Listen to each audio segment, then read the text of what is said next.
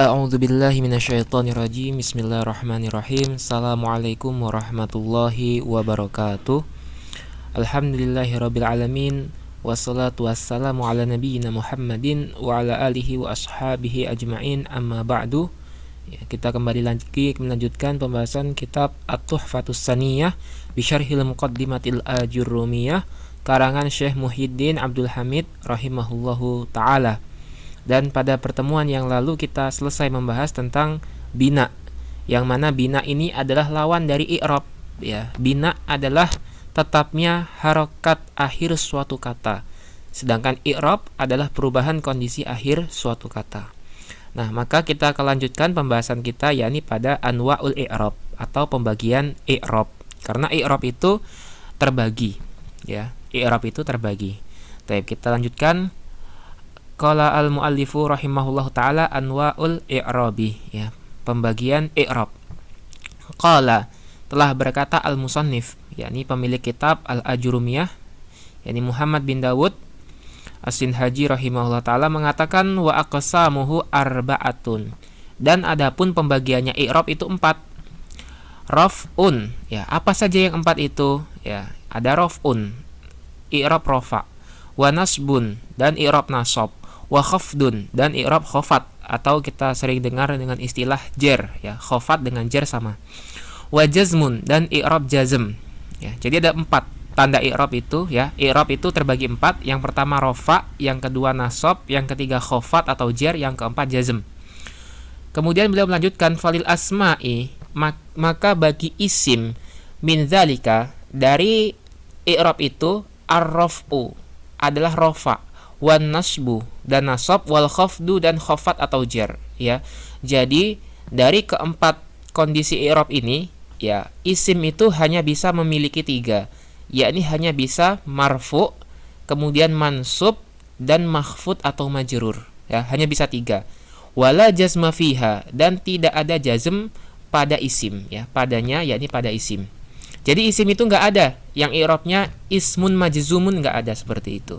Ya, karena hanya 3, rafa, nasab, dan jer, itu bagi isim. Kemudian walil af'ali min dzalika, dan adapun bagi fi'il min dzalika, dari kondisi i'rab itu adalah ar-raf'u, ya, rafa, wan nasbu dan nasab, wal jazmu dan jazm, wala khafdu fiha, dan tidak ada khafat padanya, yakni pada fi'il. Ya, sekarang kalau fi'il itu juga hanya punya 3. Ya, dari keempat i'rab itu fi'il hanya bisa memiliki 3, hanya bisa rafa, kemudian nasab, dan jazm, tidak bisa dikhafatkan atau dijerkan, seperti itu. Maka tidak ada cerita, ya, ada huruf jer setelah huruf jer itu fi'il. Nggak ada seperti itu. Jadi nggak ada fi'il yang majrur, nggak ada. Itu dari matan kitab Al-Ajurumiyah. Sekarang kita lanjutkan, ya, kita bacakan penjelasan dari Asy-Syarih, dalam hal ini Syekh Muhammad Muhyiddin Abdul Hamid rahimahullah ta'ala. Wa aqulu, dan saya katakan, ya, saya kembali kepada Asy-Syarih, pensyarah kitab ini. Anwa'ul i'rabi, adapun macam-macam i'rab, allati, yang mana taqa'u, terjatuh atau berada, yakni anwa itu fil ismi, bagi isim, wal fi'li, dan bagi fi'il, jami'an, seluruhnya, arba'atun, ya, ada 4. Jadi ada 4, ya, kondisi i'rab, pembagian i'rab yang akan, ya, mengenai isim ataupun fi'il.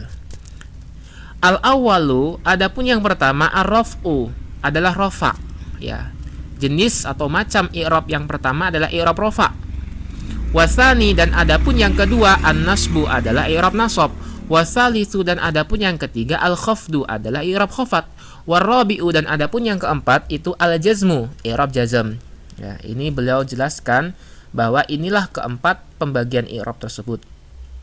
Walikulli wahidin, dan bagi setiap salah satu min hadhil anwa'i, dari jenis-jenis ini, al-arba'ati, yang 4 ini, maknan, memiliki suatu makna, fil lughati, dari sisi bahasa, wa maknan, dan juga memiliki makna fi istilahin nuhati, dari sisi istilah para ahli atau ulama nahwu. Ya, jadi karakteristik, Ya, penjelasan yang dikemukakan oleh Syekh Muhammad Muhyiddin Abdul Hamid dalam kitab Tuhfatus Saniyah ini memang beliau ini akan menjelaskan dari dua sisi, baik dari sisi lugawi atau secara bahasa maupun dari sisi istilahi, yakni secara istilah nahwu. Dan kita sudah temukan contohnya ketika menjelaskan masalah i'rab dan bina. Maka beliau akan jelaskan apa itu rofa, ya, dan apa itu nasab dan apa itu khafat beserta jazm.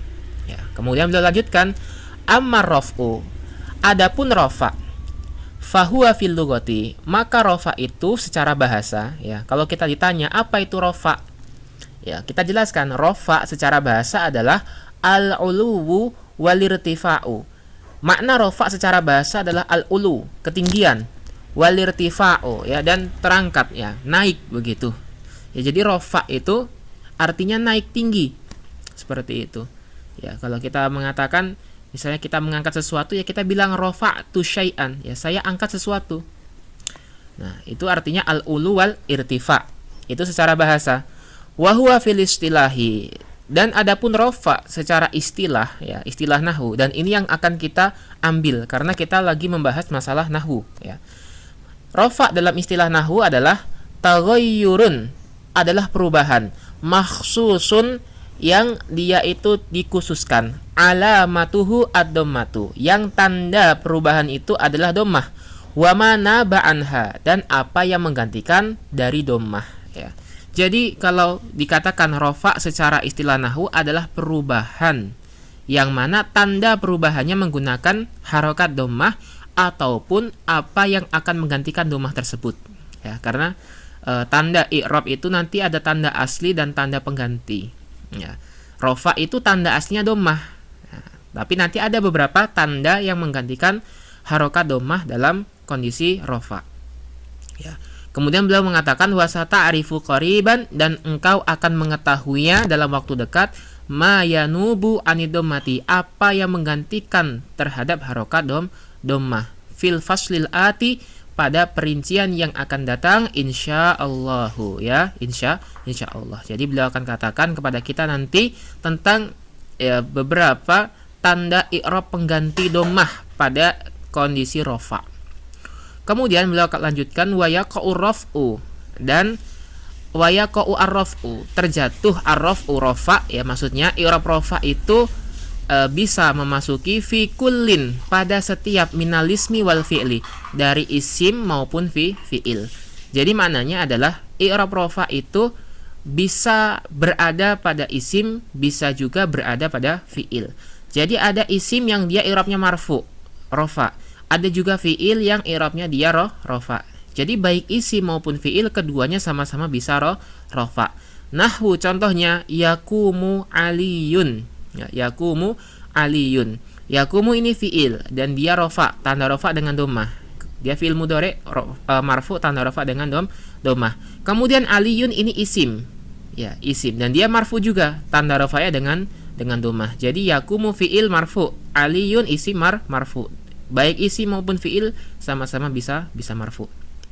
Kemudian wa yasdahul bulbulu, ya, yasdahul bulbulu, ya, yasdahu fi'il dan dia marfu, al bulbul isim dan dia juga marfu. Jadi ini contoh yang menunjukkan bahwa baik isim maupun fi'il keduanya sama-sama bisa marfu.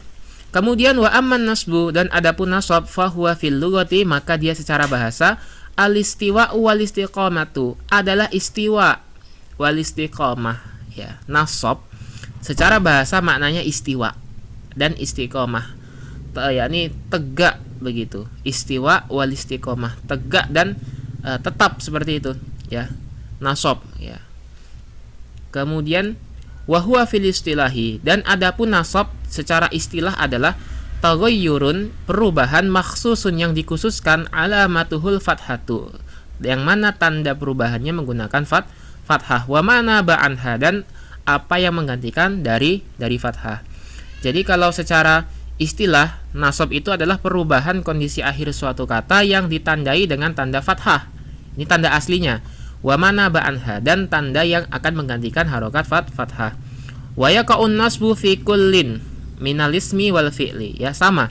Nasab ini bisa masuk pada isim maupun fi'il. Jadi ada isim mansub, ada fiil yang mansub. Aidon juga sama seperti rofa.